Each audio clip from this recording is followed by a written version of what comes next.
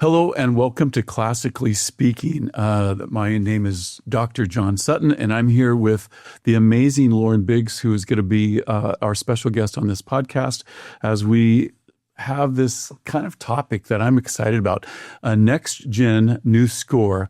As a conductor, I'm always looking for new scores, old things that have been reinterpreted, brand new things that have never been done. And Lauren, it's great to have you here to tell us about your journey today, about the things that that you found interesting, some of the challenges and just curves of your life that has led you to this point to be a very exciting an emerging young composer. So without any further ado, let's welcome Lauren Biggs to the studio today.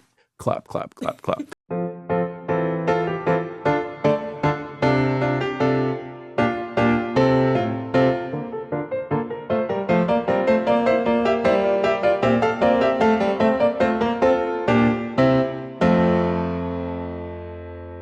Lauren, we are here and just I'm really excited about this, to have you here.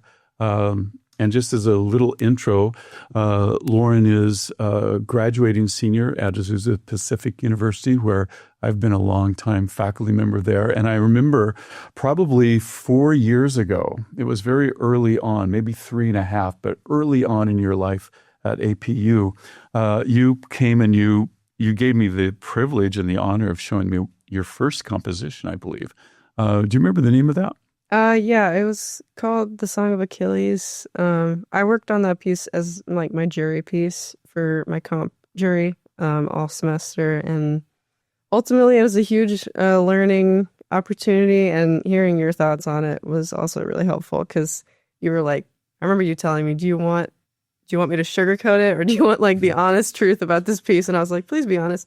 And you were honest.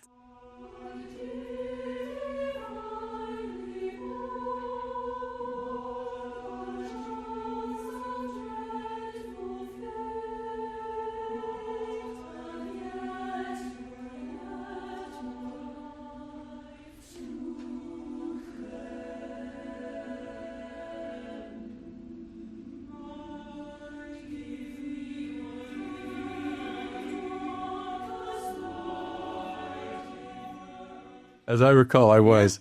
Yeah. Well, I remember that. I remember being very honest with you, actually. But at the same time, as I'm being honest with you, I felt I could be, because what you were bringing to me. And was it truly your first composition?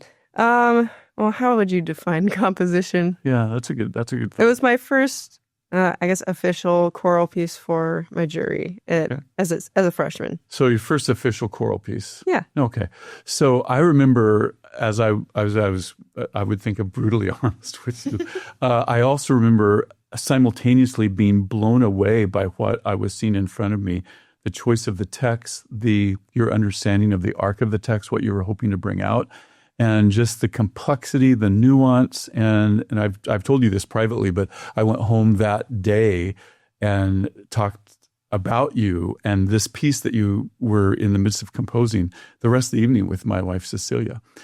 So from the very beginning, I've been intrigued and excited about you as a composer. Tell us a little bit about maybe your background and your journey. You're from Anchorage, Alaska, I think. Mm-hmm. Is Anchorage just a hotbed for young composers? Not at all. Well, I grew up, I think, a lot of average kids in public school, and we had a pretty decent music program. Actually, it was more than decent.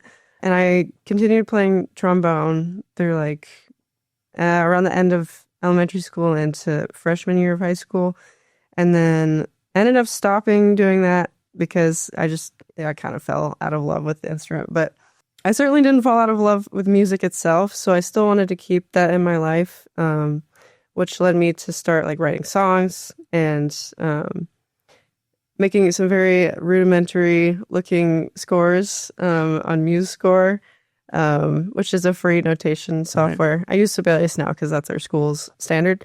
But yeah, that was, I don't know. I don't feel like I had a prodigy upbringing. I felt pretty average compared to other people. And well, a girl playing the trombone is not as average as it should be. But I have the question for you, because I'd forgotten and don't really even remember that you have trombone in your background, because I've only known you really as a singer in addition to your composition, so that your instrument is your voice. Were you singing at the time when you're playing trombone, or when did singing come into your life in a more formal choral kind of way? Really only since I came to APU. I mean, I've been singing and recording myself privately in my room, but performance... That's a good way to start, everyone, that's to watch you. Just start privately in your own room. Yeah, with no one to judge me but myself and anonymous people on the internet. So, I don't know. I feel like I had ideas of how good technique was supposed to feel, but once I started taking lessons at APU with like an actually classically trained person, that really helped, and honestly made me fall in love with classical music more, and just how it feels in the voice, and all that music, and learning, the limits of my range too. Yeah. I asked you this offline when they were asking us just to, sort of talk, but it was a genuine question I'd had. When did you have the idea, or just, because I remember for me, I had music in my head and someone would sing something in a concert, I'd hear something on the radio, and I would hear other music in my head that wasn't that, but it went with that. And I remember I thought by high school, I thought I was going crazy because I had like music in my head that I don't know where it's coming from. And then I got to college and they said, oh, you're arranging.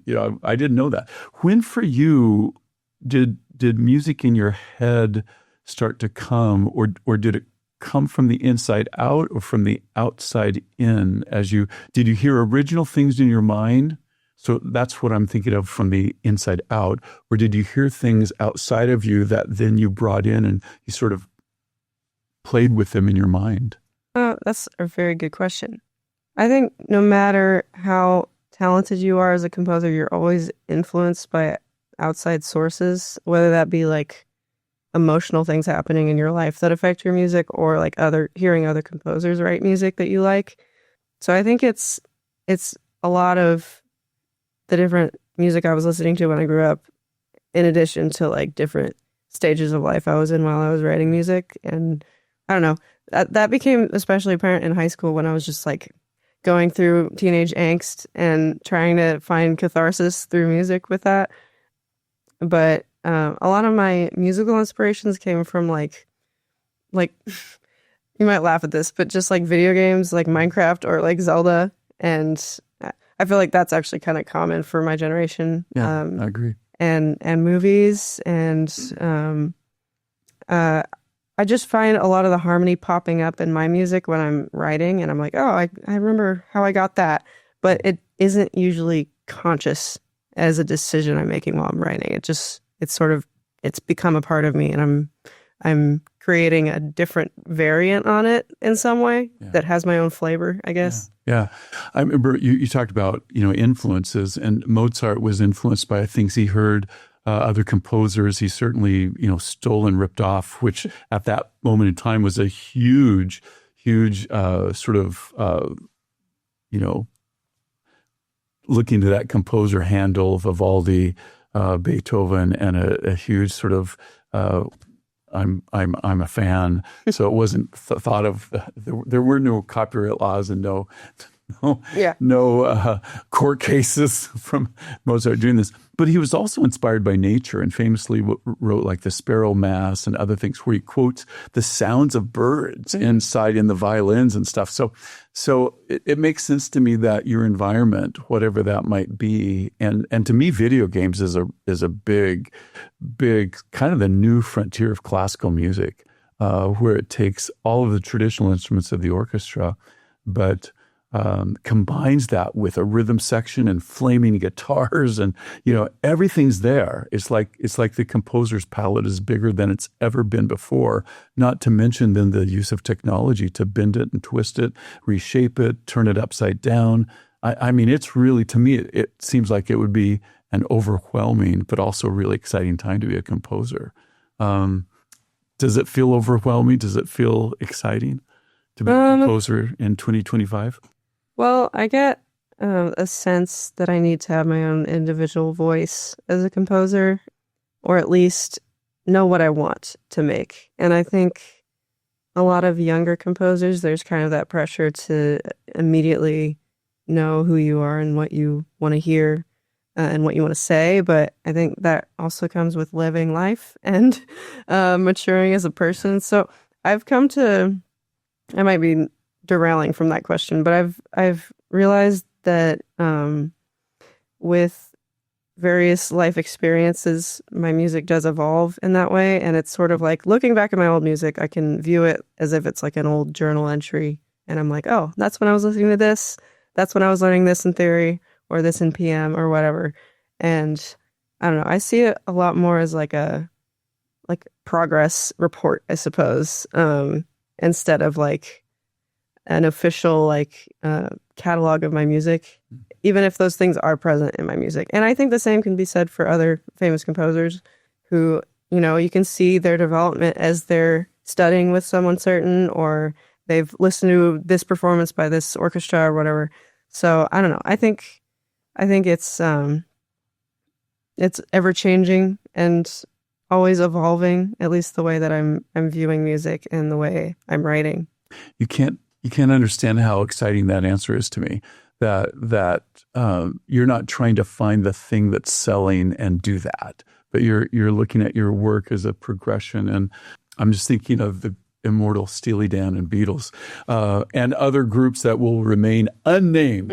Mm-hmm. But as I would buy these new albums back in the day, and yes, I did say albums, back in the day, I saw this progression and it was so exciting. Sometimes it confused me. And then there's the groups that the albums just sounded like the album before it. And I just got so bored and just, well, they've already done that. So to hear you describe this journey that you feel yourself and can actually document that you're on with your composition, that's very exciting to me and makes me curious. I was telling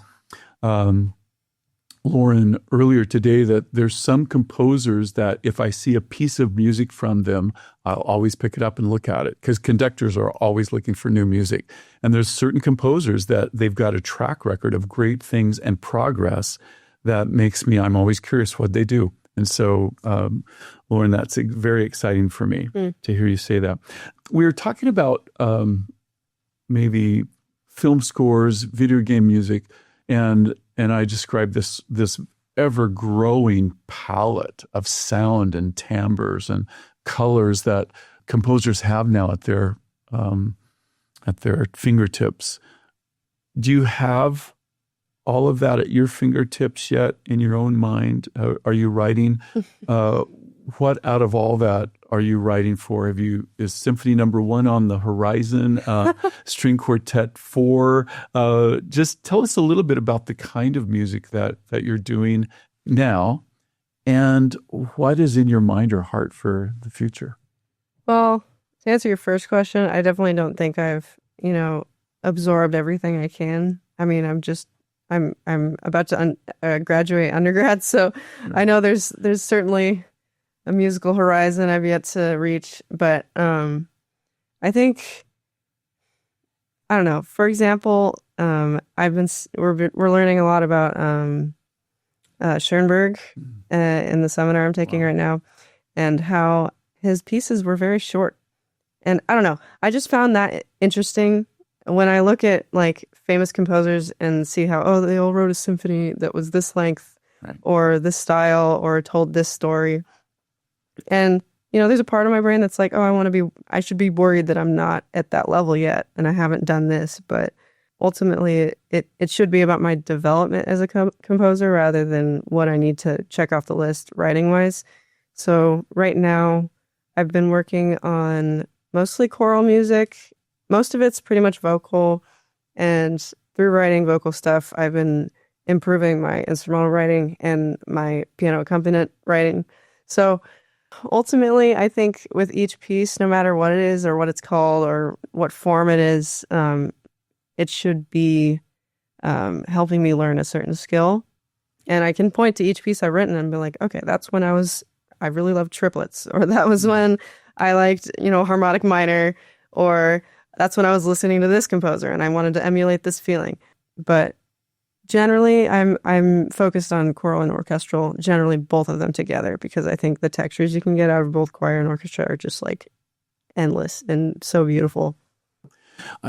I don't know if you'll like this or not, so please chime in, but it feels like you're assembling your toolbox, in terms of like this moment when you like triplets. Well, now you probably have that firmly in hand, and when you were trying to emulate this kind of feeling, or, and I think from what I know of you and some of the compositions that I've heard and that I've conducted and taught to choirs, which have been a real joy and an honor, let me say that too, please, that it feels like you're just building this vast resource center that's in your mind and in your heart from which to draw to express life as you come to see it and feel it, experience it, and understand it. So, again, that's exciting to me.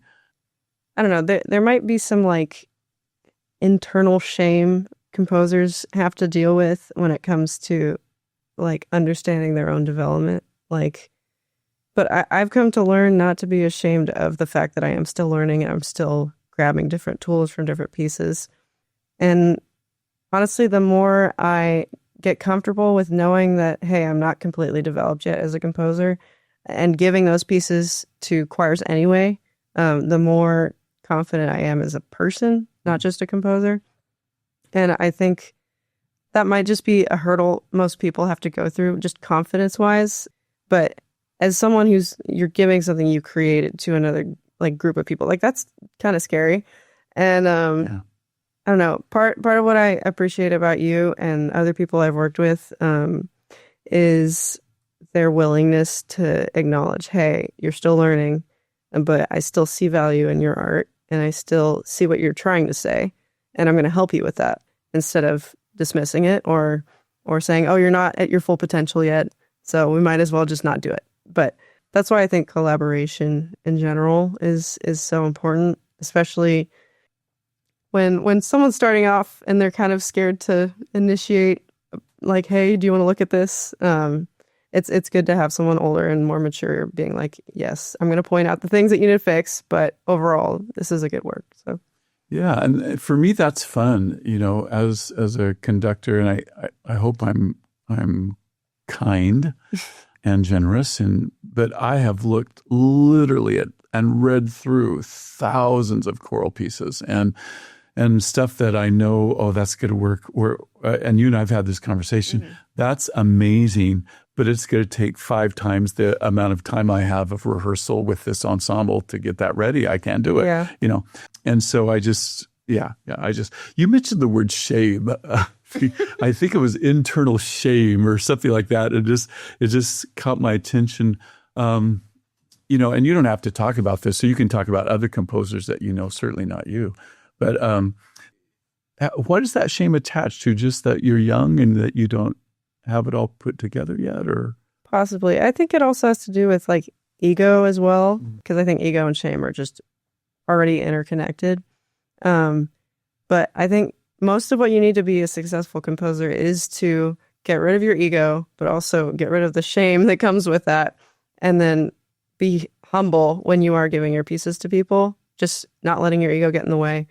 But I think generally I see a lot of like lack of confidence in people in my generation with art in general, like, or just a fear of trying, and like the sort of learned helplessness that I shouldn't try because I know I'm going to fail anyway.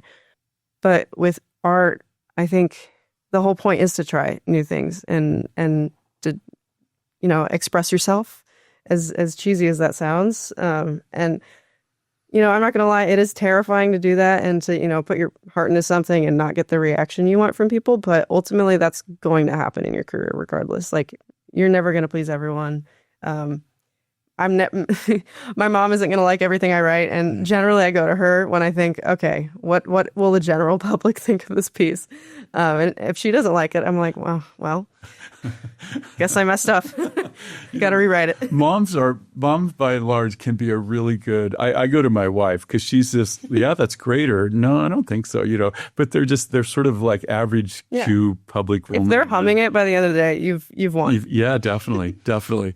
Do you tell people you're a composer, or do you call yourself a musician that sings and then I compose? Because you mentioned this word shame attached to the art, and I don't disagree with you. I'm a conductor, and I present a program to a board of directors, and they go, "What were you thinking?" And it's like, but this is this baby that you've toiled over, and you're trying to say something with the program or with a specific piece of music. How do you present yourself, or have you thought about that? I have thought about that. When I first came to college, I was very unsure of the title musician. I honestly came to college not super enthusiastic about pursuing music. I just kind of thought it was a way out of my hometown, and I don't know, just something I thought I was good at and maybe could pursue, but I never entered thinking I was a musician. I thought I was okay at music, but I wasn't, I didn't have an identity out of that. And also at that point in my life, and I think at that point when a lot of people are graduating high school and then entering college, you don't really know who you are. You have to confront who you used to think you were and who you're becoming.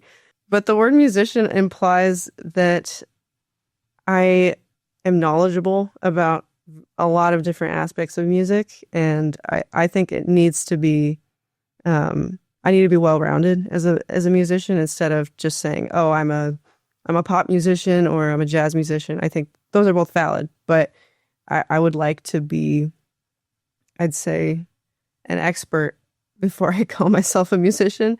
And who knows when I'll get to that point? Who knows what that line even is for me? But I feel like musician is just this unreachable goal that I'm constantly striving for. All right, but it's not. It's not. And you can look over at me and see, oh, if he did it, man, I can do it. I know. And it's really true. And I have to say, I have to jump in here. I think a healthy amount of pride combined with a huge humility when people ask me, what do you do? And I say, out of my mouth comes, I'm a musician. I mean, just saying that to you right now, I get these goosebumps. I feel so privileged to make my living. My entire life as an adult, I've made all of my living and hopefully retirement as a musician. And I love it all. If it moves me, I don't care what genre it is. I just love music. So it makes me happy that I know there's a question that came while you were answering, and I was actually listening to what you were saying, but it popped in as well. It got in queue. Would your high school student colleagues and friends, would they be surprised to hear that Lauren Biggs is a composer? Maybe. I don't have that many close connections with high school friends, at least at this point in my life, but I kept kind of a low profile in high school, but I was definitely the artsy one. Honestly, I had thought about going to school for art instead of music, but it was a close call, and I realized that music was probably a little more what I was looking for as like creatively, and I found a lot more, I guess, more of a battery within myself to do music for a long period of time than art, even though I still love drawing and painting and stuff. Okay. But yeah. That's interesting. Well, they sometimes in the yearbook back in the day, the person most likely to succeed, all that kind of stuff, and become president and all this. So I was curious about that. Okay, I am the worst person to ask the next question. So because you're going to educate me actually, but I'm going to ask it as someone asked me to ask it. But from your vantage point, what is the role of TikTok, YouTube, and Instagram, Facebook, all of these things, but especially TikTok and maybe YouTube and Instagram, in terms of the world of composition and getting your music out there? And the reason I'm the worst person because I'm not on social media at all, so I have no idea what I'm talking about, except from what I've heard in the news. So, for you, how are those things helpful or hurtful, or a little bit of both? Okay, I have a story on this actually. this was like 2020, I think. I went to see the movie Encanto in theaters. I totally fell in love with the soundtrack, and I decided to write an EP, a little small volume of songs inspired by that movie. Okay. And, I posted that on YouTube. I posted it to people who I knew would see it. Could we find it now? Yes. Okay, so everyone look. No. Lauren Biggs. No. But it was like, I had gotten in the habit of posting music. I wasn't that afraid of doing that. I made little animations with it. And I got a message from someone who'd listened to my music for a long time. And they said that someone had reposted it on TikTok, and it was like in the millions of views. And I was like, what? And like, that sent me into like a panic attack, to be honest, because I didn't give them permission for that, and they didn't credit me. And it was just a terrifying moment of being seen by people I didn't choose to be seen by. And ultimately, that got me a lot more streams and I guess more money. But if I could have chosen, I probably would have not chosen that. And once I realized how much the exposure was affecting me mentally, I realized like it was affecting the way I wrote music. I was like, okay, what should I write next that's going to please this audience? And I did write more songs, but at some point it got to the point where I was like, oh, I'm just writing this for them. I'm not writing this because I want to say something. It's because I want them to hear something that they want me to say, I guess. Yeah. In that regard, I think TikTok, obviously, it's a very effective platform for sharing music and for music being attached to like viral videos and stuff, which I think is, I don't know, like panders to our generation, I suppose. But I started off on YouTube and Instagram, and I think I found a little fan base there that was really what I needed when I was in high school. I needed to feel connected with other people without them necessarily knowing that I was the one singing. It was sort of this anonymous bond between me and random strangers. But reading their comments, like sometimes they'd be just paragraphs and paragraphs of people writing about like, hey, your song just, it touched something in me. And I was just like, wow, I can't believe I did that. And sometimes even now I'm like, I don't understand how something I wrote when I was like 16 could impact someone for like years to come. Like that's incredible. And I think ultimately that kind of drove me to go pursue music instead of art and painting, because I saw the kind of community you can create without even being in the room with someone, and how their interpretations of my music can change my own interpretations of it. And it's just, it's the coolest, weirdest, like parasocial sort of relationship. But with my little tiny group of people listening who I didn't know, I don't know, I found a lot of happiness and comfort in hearing their thoughts on something, on like really vulnerable lyrics that I wrote That's a long time ago. Sounds very, very meaningful. Yeah. And powerful. And just, I think for those of us in the arts, this is just what we do, and so we don't think a lot about it. We just do it. And I'm amazed at some of the comments that I get in what I do, but that has to be so rewarding for you to know that you're being used to encourage someone, touch someone, inspire someone, lift someone, whatever, all those things that are positive in my mind. Yeah.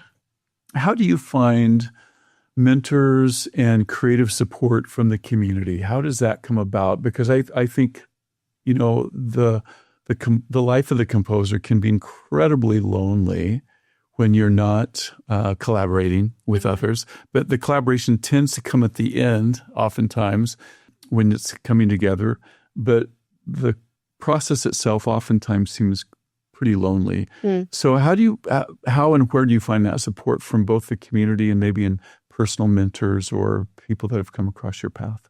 Well, I guess I'd have to say education initially, and being willing to learn from other people. Those relationships have sort of created a network for me. And the second thing I would say is being willing to help other people with their projects. I sang for so many recitals I can't even remember.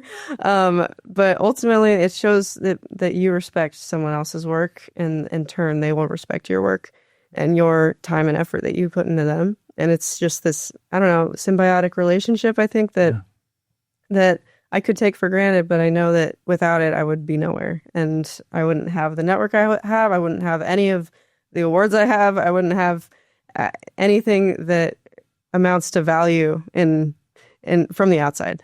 But ultimately, I think it's the relationships and the bonds that you make with people you're making music with, because it is a really, I don't know, you probably relate to this, but it feels magical sometimes when you're on stage and creating something. Yeah. Yeah, it does feel magical. I remember early on when I met my wife, Cecilia, she'd come to concerts and stuff over a few years, and she's a world-class epidemiologist, which also happens to be a physician, and other degrees beyond that. And she's quite an extraordinary woman. And she said to me, she says, no one's ever asked me for my autograph. I've never gotten a standing ovation, and it's like, my heart sort of sank, because like she really, they really do some, but you and I, we live in that magical world where people, we have this delight of bringing art to life and bringing notes off the page and it transforming into music and emotions and sound. And yeah, it's an amazing life. I think it's a challenging life. We were talking about TikTok and YouTube, and is that Instagram also? Is that the new concert hall? Is social media the new concert hall for us today? You go to the LA Phil, and I was just driving in, seeing a sign for it. It said, Gracias, Dudamel. And I thought, oh my God, I got to get to a concert with the LA Phil before he goes. And truly, but a lot of those tickets are very expensive. Yeah. And, is social media the new concert hall for a new generation? I'd say, I mean, you did mention money, and I do think it's definitely more accessible. And I don't know, I did spend a lot of my life growing up on YouTube and absorbing music from there. So I would say it has a huge influence. But I don't know, with the upbringing of AI and stuff, I think nothing will ever be able to replace live music or live musicians. And I don't know, that's something I see with social media, the increase of use of AI and perhaps AI created music. But once I started performing live and performances with choir, I don't know, I couldn't replicate that feeling of like excitement and adrenaline of being on stage or even being in the audience at a really good performance and have that from social media, because you're surrounded by people. There's just the life in the room, and social media, you're looking at your phone, you're looking at a screen. But yeah, I guess that's my answer. That's a great answer. And so you have an appreciation and have been influenced by social media, YouTube, and other things that brought music into your life. And then you talk also about the live experience, being a member of a choir, soloist. I think you did a solo, as I recall. And so that experience, but live, and the energy and the feelings. And can you give us, this is unplanned, I've not asked you to do this, but can you give a 60-second commercial, look into the camera, and tell people why they should become a part of a choir, whether it's a community choir, a church choir, go start singing, form one at your business on your lunch hour, but tell us 60 seconds. Give us why you should sing. No pressure. Singing, your voice is the only instrument that you're born with. So already you got a leg up. You don't need to buy anything. Instruments are expensive. You'll make good friends in choir if you want to make friends. If you don't want to make friends, you can make really good music. Or if you want friends and you want to make good music, you can do both, which is crazy. Good. And I think you'll find a lot of mentors in places of directors and conductors and grad students who can really influence your musicianship and expand your repertoire and just introduce you to a lot of pieces you had no idea about and get to be a part of making it come alive again. Because I remember doing the Duraflay Requiem with you, and I think you mentioned just thinking about that piece sitting in some like dusty cupboard and getting to pick it up and bring it to life with dozens of people. And you get to be a part of that. You get to sort of relive history in a way. And I think that's super special. And that's something you can't get from anything else, in my opinion. Yeah. Well said. Bravo. Man, that's a wrap right there. Thanks. We can just stop right there. I do believe that when we have a Bach concert, Voices LA coming up with a Bach concert. And for the last couple of months, we're living with Bach, and Bach comes to life. And we did your piece at our inaugural concert in April. And I had the honor and privilege and joy of knowing you. But the others didn't. But through their music, they got to hang out with Lauren Biggs for a couple of months until that performance. So to me, that's very exciting and well said. Well said.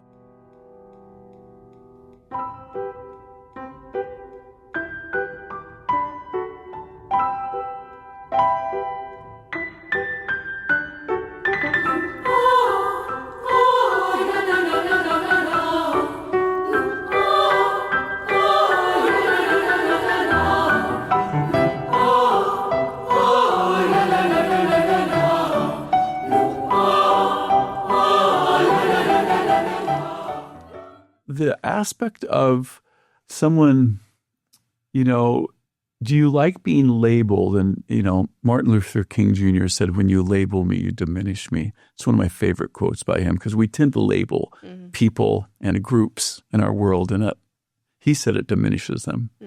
I stand in solidarity with him in that statement. But sometimes I hear you referred to as a female composer. And is that how do you respond to that? I'm curious. I'm truly curious, as opposed to just a composer, a young composer at this point, an emerging composer, a female composer, an emerging female composer. How do you dice that? Or does it matter to you?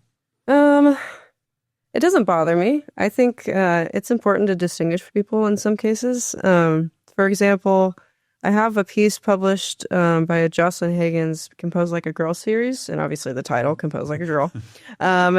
So I think it's important to give platforms for people who wouldn't regularly have a platform, and I'm super grateful for that. Like it's a super great. Graphite Publishing is really great, and Jocelyn, her music's amazing. I mean, I guess I'd prefer just to be called a composer in general, but ultimately, I think I have a complicated relationship with labels in general. Like, I don't know. I've had many identity crises in my life. So ultimately, I don't know. I get a little icky feeling when I hear someone label me. But if it's composer or musician, I don't know. I still feel like it's something unreachable that I'm still, I feel like the rest of my life I'm going to be running to earn that label, whether it's female composer or musician. I think it is, being a musician, it's such a consummate art that involves technique and, very technical aspects of the body, of the instrument, certainly involves the heart, the emotions, the spirit, the body. It sets this all-encompassing human expression of art and of emotions and of life, ultimately, that I remember my doctoral mentor, Don Newen. It was one of those days right before a concert, maybe a week before, and everything's ready. It's just polishing, and he was at his best, and the choir was at their best, and I was his grad assistant at the time, and he looked over and said, another year or two, I want to get this right. And I think he was like 77, at that point, and so, and it just sort of pointed me down that road, though, of this is a lifelong journey. And I think, I don't know about composition. I'd love to talk with you about this now and 20 years from now. I've said publicly that I believe the journey of the conductor is ultimately a journey of self-discovery. And I'm wondering, would you say that about the journey of the composer is ultimately a journey of self-discovery? Yeah. I sort of touched on that a little bit before about like discovering yourself and your identity as you're absorbing different influences and just going through life. So yeah, I would say so. Okay. Fred Bach, a very famous composer, arranger, and made his life as a musician, a fabulous musician, and owner of a business company and a publishing company, all that. He was given a seminar at a conference on composition and arranging. And he had, I mean, hundreds, if not thousands of titles to his name. So he was well qualified to give this. And at the end, there was a Q&A, and someone raised their hand and asked him the question, Mr. Bach, what inspires you? And there was a pregnant pause, and he looked up and he took off his glasses and sort of put his hand up to his chin. And we all got our pieces of paper back in the day. This is how old it was. And got ready to write. And then he looked at us and said, deadlines. And we all sort of like wrote it down and then broke out laughing because he had cut right to the chase. Question for you. What inspires you? Oh, well, I have to say deadlines as well. But it's a combination of deadlines and trying to meet someone's expectations for what, especially if it's a commission. Generally nowadays, most of it is for some event or performance where I have to have it done, which is good motivation for me. But I would say, like I said before, the learning aspect of each piece motivates me. If I don't feel like I'm learning something while I'm writing, I feel like I'm just regurgitating stuff I've written before, even if it's harmonically different. But I don't know. I think each piece, one of our comp professors, Marcus Barrow, he's told us in our comp, one of our comp seminars, that creating, when you write a piece, you discover the rules of the world you've created. And I just thought that was like a really accurate way of describing how the writing process goes, at least for me, because I start with a snippet of something and I'm like, okay, what is going to come out of this excerpt that I've written or this chord I've chosen? And ultimately you can make a hour-long piece out of one little bit of material. Like famous composers like Beethoven, like you can see he's made a huge symphony out of one theme, and just variants on that. And ultimately the skill that comes from that, because I think most people can come up with a catchy tune if they work on it hard enough. But the hardest part is learning the art of developing it and confining it to a form and making decisions about what you're going to write, because oftentimes I think we get stuck on what decisions we could make instead of actually making the decisions and then deciding later if it's good or bad. We just get stuck. But yeah, I kind of forgot the question. That's okay. Most people do. The aspect of music, I'm thinking particularly of a choral piece or maybe a leader, an art song type. Does the music come first, or do you choose the text first, or is it? People love this question. And I honestly love this question because I get different answers from everyone I ask. For me, it's become like a joint effort of, if I'm writing the text, I'm also writing the music at the same time, and they sort of evolve together and they shape each other. Depending on the text I choose, I might change the rhythm of something I wrote previously. So it's ever changing, ever evolving. Yeah. Okay. If you had to go to a country, if you had to choose a country to go and just immerse yourself in their music for 1 month, what country would you go to? Oof, Russia. If I could go back to when like romantic period Russia, without any of the like dangers that was in Russia, I would totally do that and just sit in a cathedral and just listen to a choir just all day. Because I don't know, that's been one of my biggest inspirations is Russian choirs, especially because I grew up in the Russian immersion at my school, studied it for 12 years. I'm not as good as I should be saying that, but I do know how to read it. I know how to sing it, and I think it's such a beautiful language and so much beautiful, like heartfelt music that's often like rooted in pain has come out. of so many cultures. And I think a lot of the time, the most impactful music is the music that is it comes out of suffering. Like, for example, spirituals, and how we're drawn to the melodies, but we're also drawn to the history behind it, and how empowering they were becoming by singing it. And I don't know, finding a freedom in the music itself, which I think is really, really cool. And even though I'm not like in a terrible situation like that, it still inspires me to use music as a way to, I guess, project my emotions into a piece and see if someone else relates to it. And I don't know, that's been shown in stuff I posted on YouTube and consistently throughout the years, and people commenting about it. They're like, oh, I relate to this and this and this. And I'm like, I had no idea, but I guess what I'm doing is good. So, yeah. When I think of Russian music, I just think of passion. There's so much passion in it, and pain. Yeah. Beautiful pain. That's sort of a paradox of that. But we're going to wrap it up here in a little bit. Just a couple of quick questions for you. Rapid fire. So you got to first answer, just give it to you. Favorite ice cream? Wild and Reckless from Baskin-Robbins. Good. Check that out at your nearby Baskin-Robbins. It's not sponsored. Yeah. Favorite composer that has influenced you? His name is Georgy Sviridov. He's a Russian composer, Soviet era. Wrote so many beautiful choral pieces, mainly choral focused. Yeah. Number one thing you're listening to on your Spotify list? Ooh, that's hard. That's really. Oh, I have to answer this quickly. Probably. You're seeing the angst of a composer right here, and a podcast interviewee. Recently, probably Hozier and his new album. Good.